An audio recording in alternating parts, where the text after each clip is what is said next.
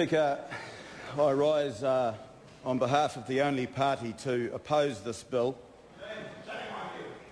Yes, well, I say it's a shame, Mr Horomia, that you're not giving me the courtesy I gave you, which was to speak without interruption, although I was sorely tempted and I thought I would show respect by not doing that, but it's very sad that you should take that attitude at the outset. I'll say, Mr Speaker, that there will be those who will be offended by my speech, most notably, I suspect, my colleagues to my left.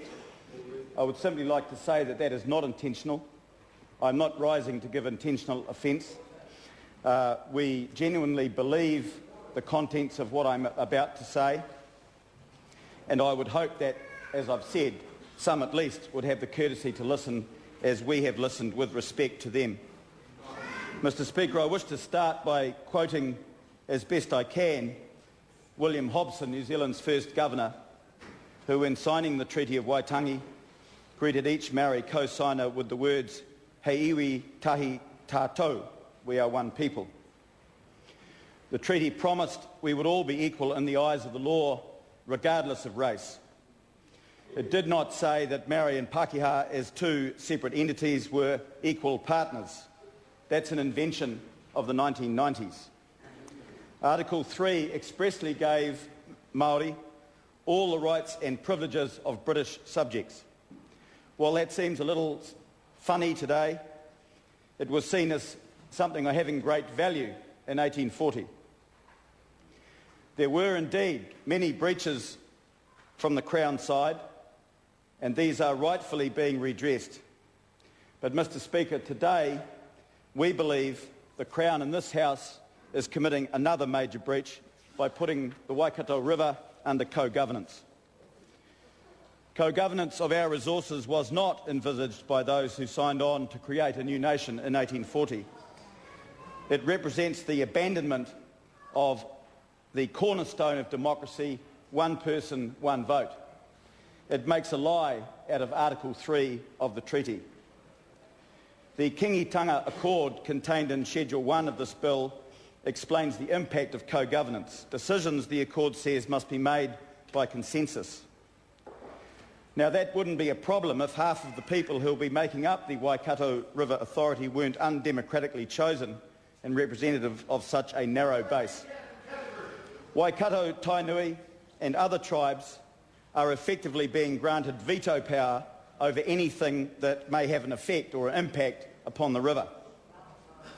The Accord specifically says they have control over, quote, development, amendment and implementation of strategies, policy, legislation and regulations, and the grant, transfer, variation and renewal of consents, licences, permits and other authorisations for all activities that potentially impact on the health and well-being of the Waikato River. That is a lot of power and trust being placed in the hands of such a few people, many of whom will be unknown to most New Zealanders. And who exactly, Mr Speaker, do these people represent? The 2008 Waikato River Deed of Settlement on which this bill is placed seems to have been written with very few Māori in mind. The deed says, quote, the Waikato River represents the mana and Māori of Waikato-Tainui. The river is a metaphysical being with its own Māori. The concept of Māori, life force, will, in our view, Mr Speaker, have little significance to most Māori, who, according to census figures, are mostly Christian. But that phrase is essentially the life force of this bill. It is this belief in a life force that gave life to many of the clauses in the bill. The Crown is giving half control of the Waikato River and its surrounding land to 5 iwi, led by Waikato-Tainui, because of a religious belief or a world view, as Ms Street referred in the earlier debates. Point of order, the Honourable Parakura Horomia. Mr Speaker, I'm just surprised at the analysis that this bill is based on religious belief alone. That member is going way outside of what the bill is. With respect to the member, that is not a point of order. It is a point of view, but it's not a point of order. Order is about the House. Nice try, Mr Horomia, but it hasn't thrown me. Excuse me, Mr Garrett. Excuse me. I haven't sat down yet. I just want to say to the member, it's out of order to refer to a point of order once it's been dealt with. So invite the member to continue. Mr. Speaker. People can believe in whatever they like, Mr. Speaker. New Zealand's Bill of Rights protects freedom of religious expression. What makes this bill so dangerous is it promotes one group's belief, life view, ontology, I believe is the technical term, over all others. This bill and the 2008 deed of settlement can be traced back to the 1995 deed between Waikato-Tainui and the Crown, which specifically excluded the river from the so-called full and final settlement. Section 24 reserved a future claim to the river for reasons unknown to me, perhaps for a time when iwi leaders could secure for themselves a more attractive package. Leave aside for a moment that the 1946 settlement that I referred to in an earlier speech, said to be a full and final settlement of all Raupatu claims, was set aside by the next full and final settlement in 1995. Leave that aside. The disturbing factor about both the 1995 settlement and this one is that they are based on deeds of settlement which in neither this Act nor the 1995 Act form part of the Acts themselves. Perhaps that's deliberate, because when you find their deeds, it is clear from their terms that they are not, in fact, the final word on the subject matter at all. Both may be amended by agreement between the government and Waikato-Tainui. This fact, in the history since the 1940s at least, tends to suggest that the grievances will never be fully and finally settled. The more honest Māori radicals, such as Mr Harawira and Professor Margaret Mutu, admit that this is the case. They say that no generation of Māori can bind those who follow. 20 years ago, Sir Geoffrey Palmer said that the reference to treaty principles he inserted into the State-Owned Enterprises Act would be meaningless. This has proved to be very, very wrong. So when the government flew Peter Sharples and Maori Television to New York to sign an aspirational declaration on the rights of Indigenous people, we are inclined to believe Honi Harawira when he says, "You will see the declaration applied to your children." Point of order. Mr Speaker, anei au e whakarongo nei ki ngā kōrero o te mema. Hei te pātai au ki au anō, hea te take o e nei kōrero ki tēnei pire.